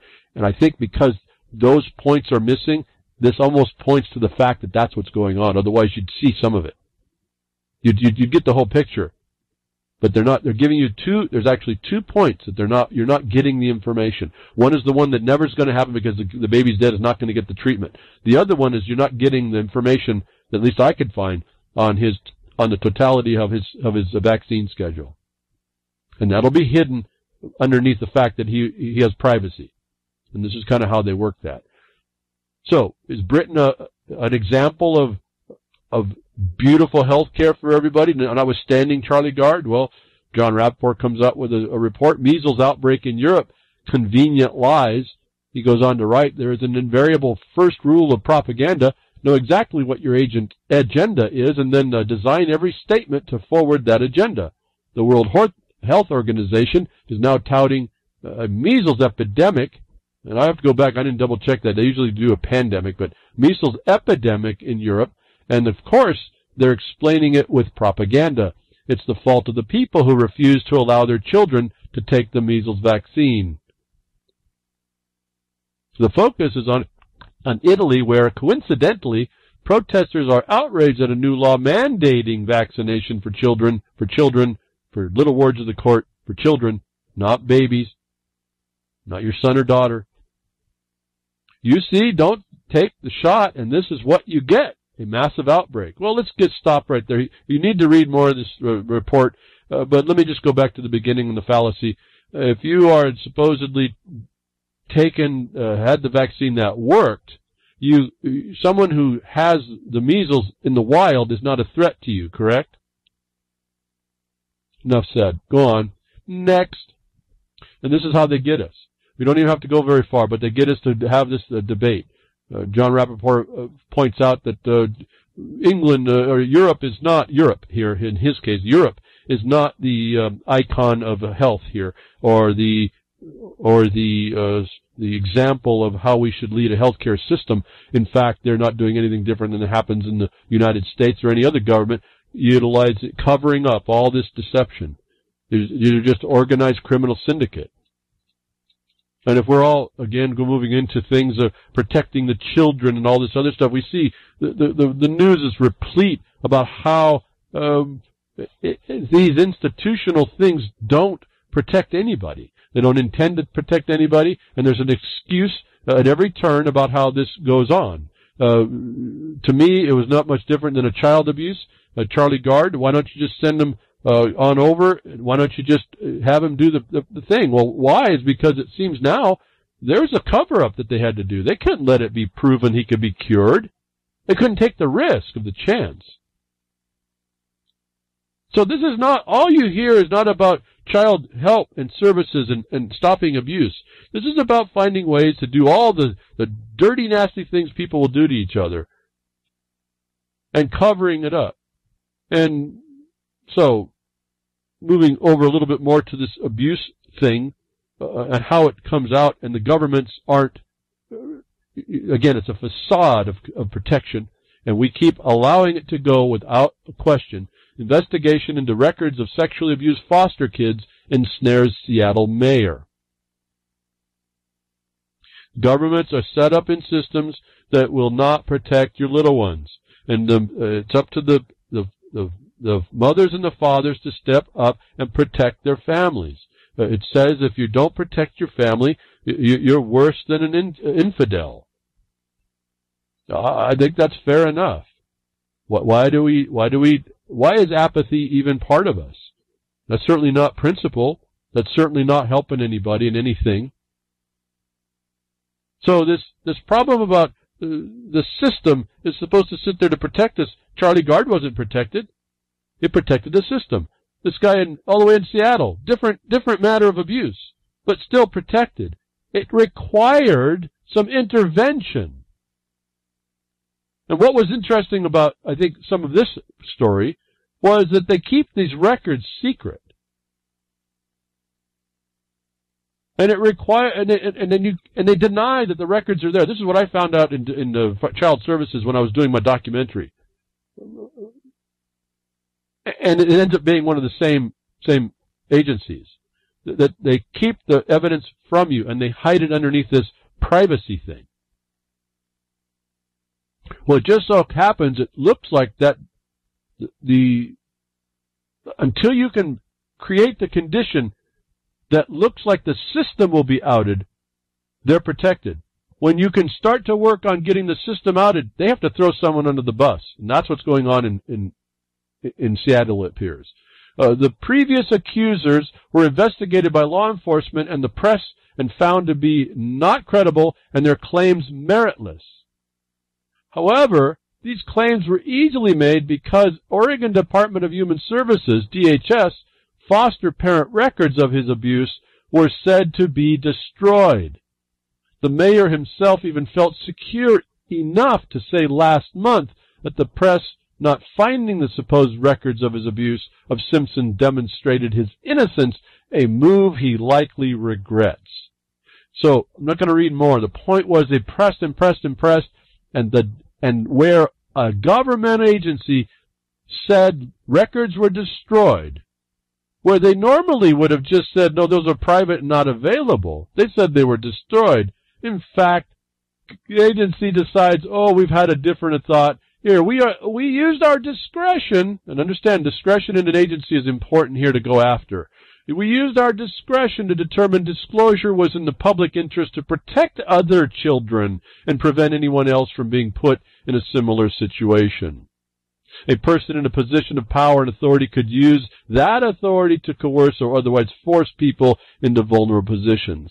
So where they lied before about having the information, they in fact did have the information and exposed it in order to throw him under the bus to protect, I'm telling you, protect that system so you don't look deeper. Someone needs to look deeper. The porcelain is cracking all over here. The governments hide information and make sure they keep records from you and make sure that the record is made so that you can't go after what they've really done. And I tie this over to Charlie Gard.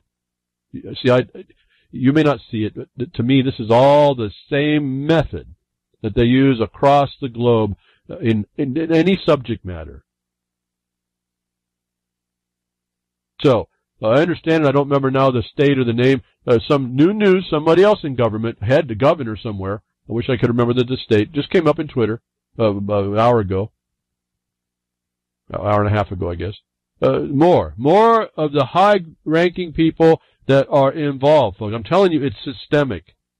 Remember I told you about the water. You heard before, oh, they have a little bit of water in Florida, I said, and then somewhere else, and then Flint. I said, folks, it's all over. This country, when you read the Clean Water Act, you can see this. The whole country's got water problems. It's the same problem with pedophilia, with foster care, the so-called child services. I told you this is, like adult services on the street.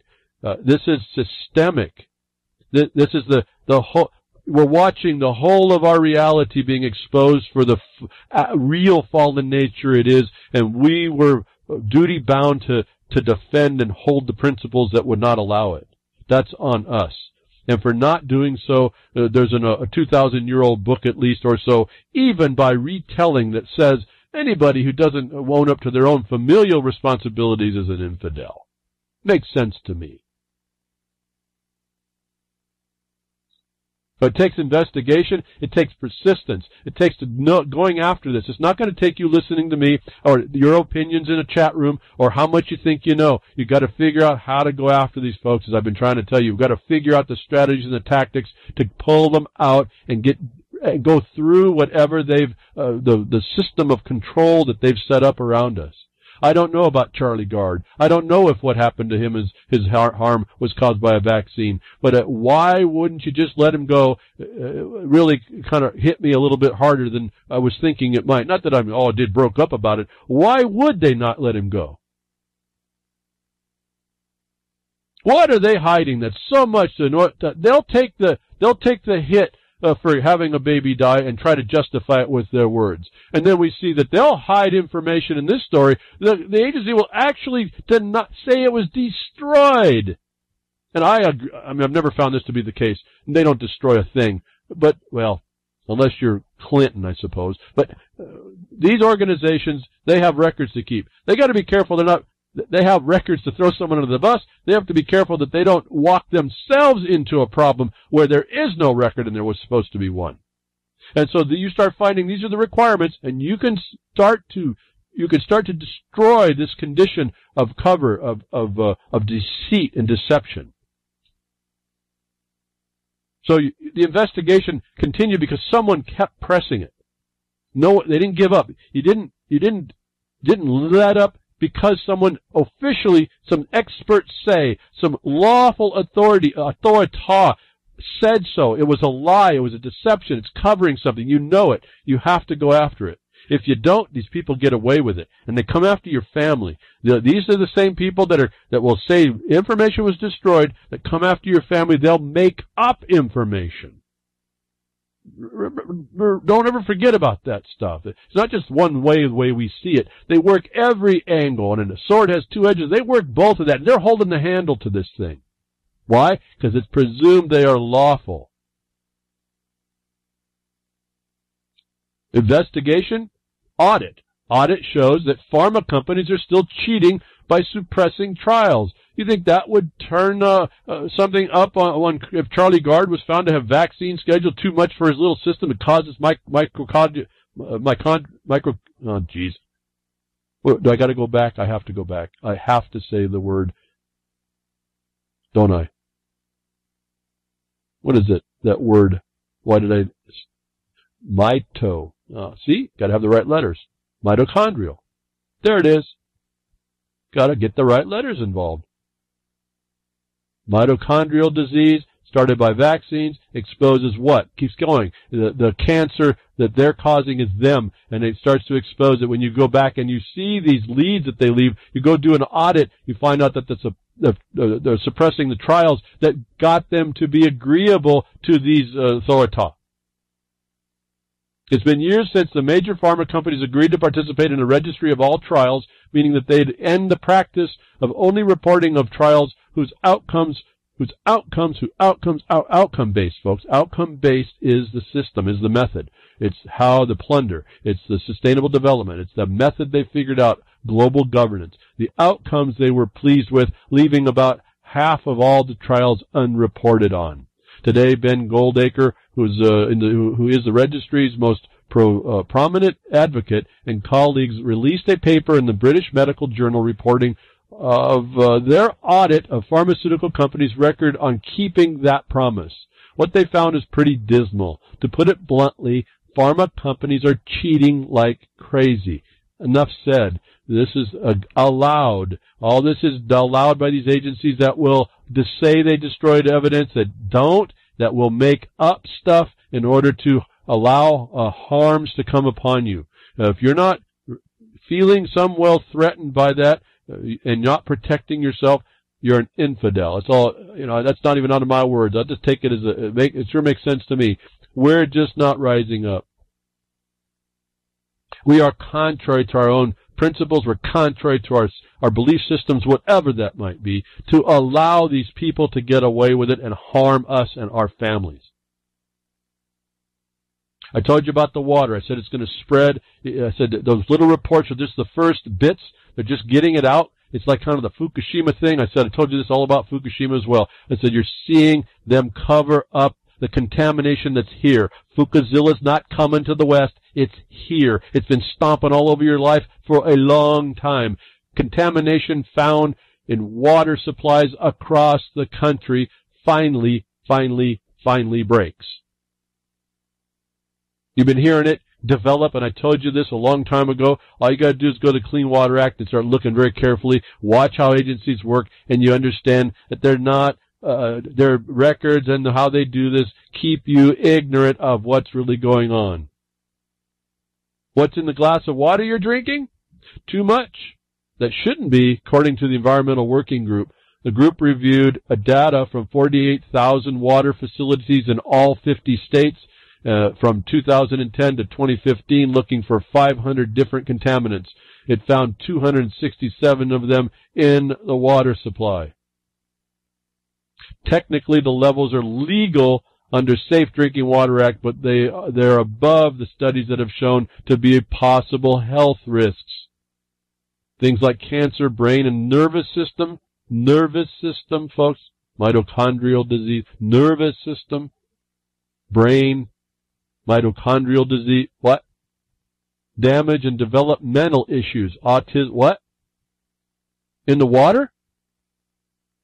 See, if they'll leave it in your water, they're going to put it in your chemistry, aren't they? Better living through chemistry, I think but they told us it was better living through chemistry. Well, they were saying that. The companies, the bottom line was saying it would be better living for them. See, at that time, I thought, oh, this is cool. Science, I'll become a chemist and all that. It'll be neat. No, this was the plan. The plan is our problem, is their plan. Water is contaminated across the country. Now, be careful not to get too wilded out. There are some natural so-called contaminants. They're nature. They come out of the rocks. That you can't do much about. And sorry to those of you that have wells that aren't, very good in drinking water. That just shows you have a lot of minerals coming up. We're not talking about that. We're talking about man-made stuff. Not Michael man-made. No, these are chemistry-made stuff in your water supply, allowed to be through your systems, actually put into some of the systems. Remember, these closed systems, also the pharmaceutical problem that we had. We've read that. I've read that story. On and on and on. Government legalizes this stuff, regulates that this is okay. Now, if they'll regulate and allow these things in your water supply, what's the conundrum about the weed stuff? Why is that Schedule 1? Why this distinction? They'll let you poison yourself if they want to poison you, but they won't let you do it to yourself if you consider it a poison. But they consider it a poison. Why won't they let you do it to yourself? Has to do with some other thing called the war on drugs. They don't make any money and don't get control over it if they don't have that war. And boy, that's a big killer. That marijuana, that cannabis is a big killer to all that, ain't it? So no, they'll make fabricated things that won't tell you certain things. You're drinking poisonous water to levels that have been found to be no good to us. And they don't care. That's the Clean Water Act. I've told you the Clean Water Act is not an act to clean water. It's an act to pollute this much. Well, this much anymore with these chemicals are thousands of times even worse than glyphosate, we've been told, and the records and evidence shows. And they really don't have studies on this. This is just the ones that they have been studying on how bad. What's in your tap water? An interactive map can help you determine your city's quality. I got two ideas about this. I think it's cool that you could go check your city, but I think this is a sociological test as well. Number one is that they're going to have a map show you the quality of your city's water quality. But when you go do that, they're going to have your ISP, and you're going to have what you checked and where you set it and why you're interested, and they're going to start getting more of that big data on you. Not a way not to go there, but just to point out, I started to realize that the way they set this up is that they get us to run like the herd to find out threats against us, and they're taking data the whole time that they're doing it. And they start making that dossier upon you. That when you go ask for it, because you want to find out what they have against you and what they thought about it, they deny or say it was destroyed. And when they want to take you out, they bring it all out. When they want to drop someone under the bus, they bring it all out. So just example, just witness the crime that's going on right in your face. Government legalizes stuff, and then they're going to do whatever they say is legal. Doesn't mean it's lawful. It means it's legal. Remember that food sovereignty was not lawful. It was legal. In fact, it tries to overcome what's lawful. That's the method. That's the codes. That's the statutes. That's the stuff that you don't understand is going on against you. And to those things, those non-gender things called legal entities that you believe you are, and you don't denounce it when they presume one upon you. And you don't have the knowledge about how to knock it off. No, I don't stand behind the bar. I don't speak to you. The capital letter name, it doesn't. Nonsense. There's ways to go and interact with these criminals. And you don't have to do it like that. And you don't sound quite so insane either. And they can't use it against you either. The government sets up the bottom line, which is all about whatever it takes to make more of that fiction y'all deny. 100,000 pages of chemical industry secrets gathered dust in an Oregon barn for decades until now. Well, listen to this weekend. Oregon's just this cesspool of evidence and corruption, isn't it? Well, I've said before, it's the pioneering police state. And I think there's more, every day we see more and more of that. It's not the only one. Maine's another one, I think it is. Or was that Massachusetts? One of those two. It's the other end of the country. For decades, some of the dirtiest, darkest secrets of the chemical industry have been kept in Carol Van Strum's barn, creaky, damp, and prowled by the occasional black bear. The listing, the 80-year-old structure in rural Oregon housed more than 100,000 pages of documents discovered and obtained through legal discovery in lawsuits against Dow, Monsanto, the Environmental Protection Agency, the United States Forest Service, the Air Force, and pulp and paper companies, among others. Point is, there's now going to be this big old documentation that's been not available to you unless you sued. So you don't go in the game. You don't jump in the game, cash your ticket for a ride. You don't get to have all this stuff. When you do, you do. You get all this stuff. Problem is, a lot of information for this one lady started piling up. Well, a bunch of people just found out about it, and they're going to start making this stuff available. The industry, there's chemical industry secrets. There's all the same secrets we've been talking about that have caused all your pollution problems. It's the lies that they've been told and how they get together in order to make all this stuff work, so they continue to make chemistry, your life better through chemistry. Not your life, their life. Their bottom line. And they don't care about the fallout. And you don't care about it, crickets, and so they continue. And they have a legal system that allows it. They start being the ones that are the overseers of their own crimes. Who in their right mind, who anywhere could think that someone who's the criminal should be put in a position to decide his criminality? Is the society you live in right now. It's the caucusocracy you were duty-bound to keep from happening. The biotech industry is taking over the regulation of GMOs from the inside. Now, we've heard about the revolving door. This is done through associations that are given authority. This happens to also be in Europe. Again, now the shining example of healthcare for everybody. Just in two articles. There's another one. The British nonprofit GM Watch recently revealed the agribusiness takeover of Conabia, the National Advisory Committee of Agriculture Biotechnology of Argentina. Conabia is the GMO assessment body of Argentina. According to GM Watch, 26 of its 34 members were either agribusiness company employees or had major conflicts of interest. They go through explaining how over time they get surrounded and infiltrated, and then they make the policies. This is the same thing that goes on with your associations in the United States. All these associations that speak for you, like the Governors Association that has a house sitting in Washington, a meeting in Washington, D.C., right in the district. It's within that foreign district. All your county associations that really don't know the law, that don't enforce the law, that are associations to help your county. All these associations, national associations, they're all there to subvert your country. They eventually do so. And we wonder why we have problems. And then we complain of how screwed up the government is, instead of doing something about it. And evidence is everywhere. There's nothing that comes out of the government that seems to be doing any good. It's always a cover-up. I mean, look at Syria, look at the, blaming the Russians, and look at the elections. All this is a bunch of fodder that no one steps up. Okay, we've had it. Enough. You want more? Top U.S. officials covered up UN-caused cholera outbreak in Haiti if you think these people mean you any good. Do I need to read more? Do I need to read the story? I don't know that I do. I guess that's why I read the story. It sounds like all the proof we were hearing before. Now it's being admitted. These people are making decisions for your life. These are the experts say. This is the caucusocracy that rules your life. These people don't care about killing people off.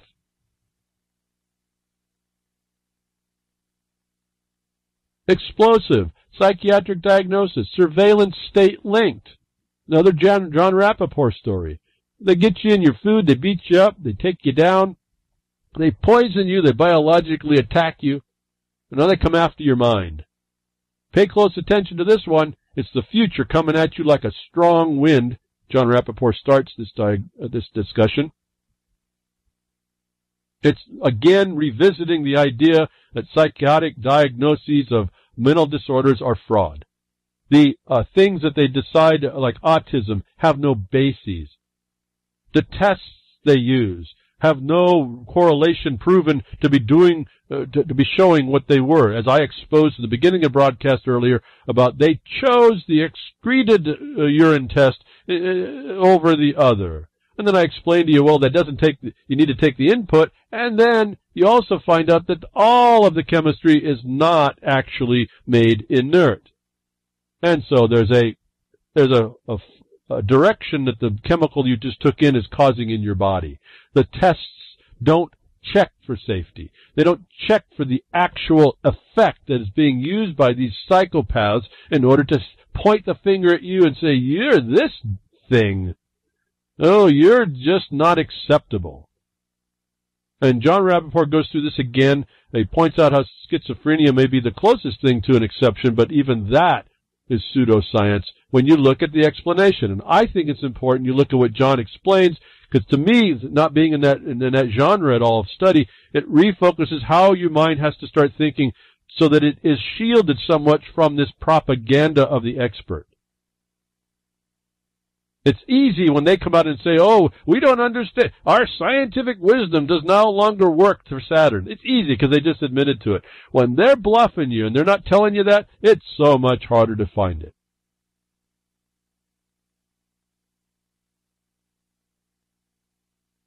So they'll give you poisons, they'll justify poisons, they'll tell you how it's all right, and yet it comes to this plant called weed and the chemistry in that, and you are just you really are an enemy combatant against the whole and entirety of all the people in the world.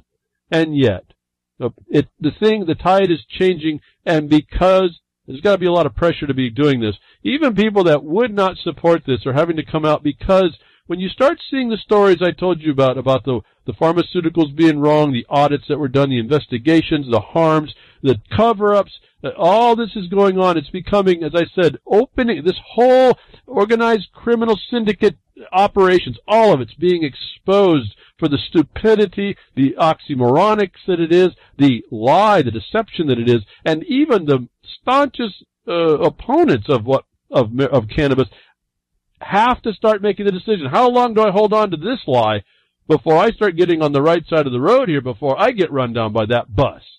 Watch, and you'll see a video if you want to. Congressman asks a question about weed and accidentally exposes tyrannical drug war. Now, big statement there. What this is doing is Trey Gowdy and his other cohort there are exposing that there's no basis to lay a class, what was it? Class 1, darn it, I forgot what they do.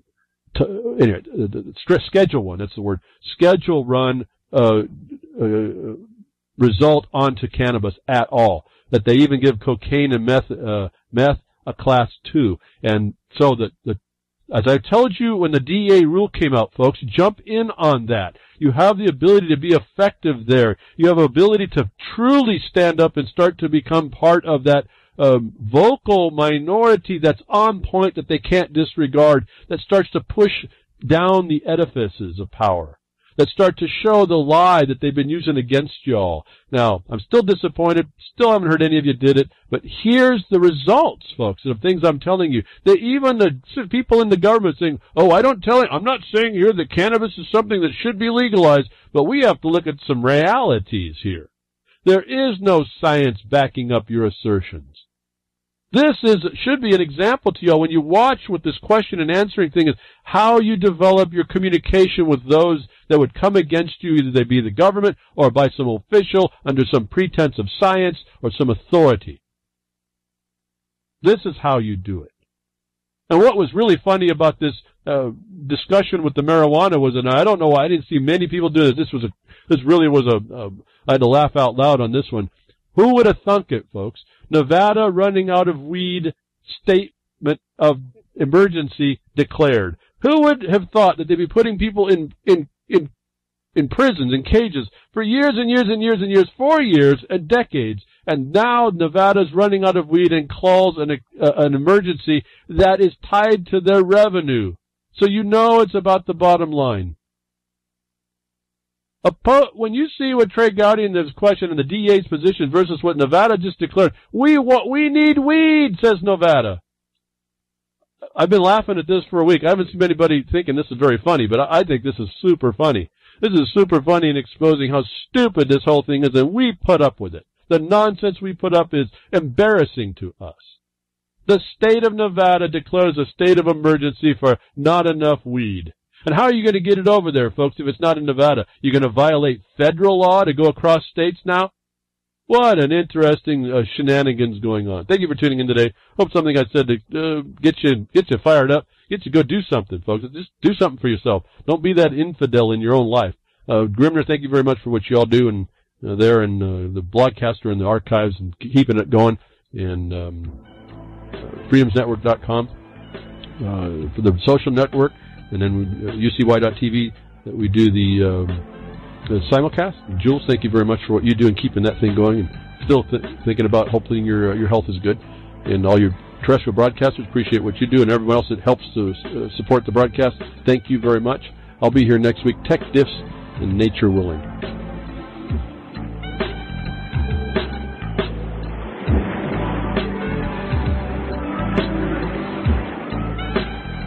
Well, that's another lesson. I hope with today's information you can take it to those that misbehave. From behind the woodshed, leaving his mark on the beast, this is Hal Anthony. Till next time, journey with purpose.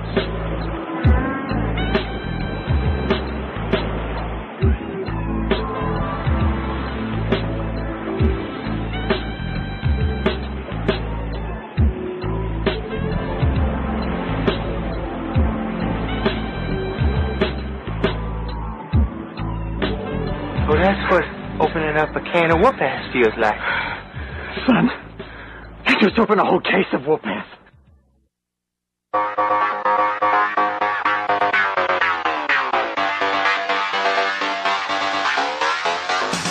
You are listening to UCY.tv.